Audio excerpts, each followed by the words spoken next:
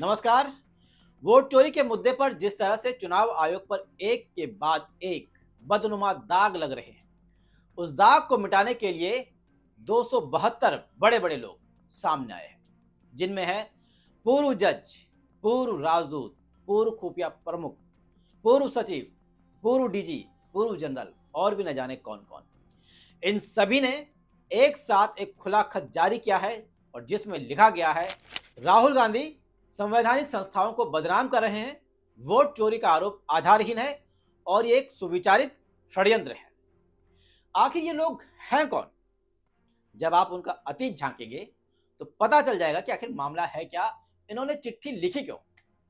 इनके बारे में बताएं, लेकिन उससे पहले ये जान लीजिए कि इन लोगों ने कहीं पर भी ये नहीं लिखा कि कर्नाटक के महादेवपुरा में जो 1 लाख फर्जी वोटर का जो प्रेजेंटेशन और एक ही कमरे में 80 बल्क वोटर का जो सबूत राहुल गांधी ने दिया, उसकी जांच हो।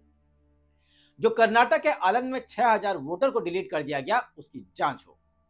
यह भी नहीं लिखा कि जो हरियाणा में ब्राजीलियन मॉडल के फोटो पर 22 बार 10 बूथों पर अलग अलग नामों से इस्तेमाल की गई, उसकी जांच हो। इन 272 लोगों ने सिर्फ ये लिखा कि जनता राजनीतिक दलों से मांग करे कि वे बेबुनियाद आरोपों और नाटकीय निंदा से इस महत्वपूर्ण संस्था को कमजोर करना बंद कर दे। हैरानी वाली बात यह कि अगर वो ये लिखते कि ये आरोप राहुल गांधी ने लगाए हैं, उन पर जवाब देकर उनका मुंह बंद किया जाए, तो ये ज्यादा बेहतर होता। आयोग ने सिर्फ इतना कहा कि कांग्रेस ने मतदाता सूची संशोधन के दौरान कोई आपत्ति दर्ज नहीं कराई और राहुल गांधी को सबूत पेश करने को कहा गया। लेकिन जो राहुल गांधी ने वीडियो बनाया, प्रेस कॉन्फ्रेंस की, प्रेजेंटेशन दिया, वही तो सबूत है। और चाहिए क्या? उसी को सबूत मान लो, उसे ही गलत साबित कर दो, आरोप खुद ब खुद सारे खारिज हो जाएंगे। लेकिन नहीं, चुनाव आयोग इन आरोपों को गलत साबित नहीं कर सकता, क्योंकि ये उदाहरण अभी तक सही साबित हुए हैं मीडिया की रिपोर्ट्स में।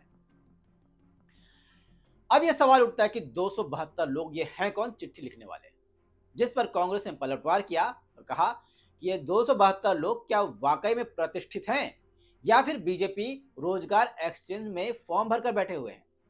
इस लिस्ट में एक नाम है केंद्रीय मंत्री हरदीप पुरी की पत्नी लक्ष्मी पुरी, जो पूर्व राजनयिक रह चुकी है। इन 272 लोगों में सुप्रीम कोर्ट के पूर्व जज आदर्श गोयल हैं, जिन्होंने SC/ST एक्ट को कमजोर करने का फैसला दिया था। ये तुरंत रिटायरमेंट के बाद NGT चेयरमैन बन गए।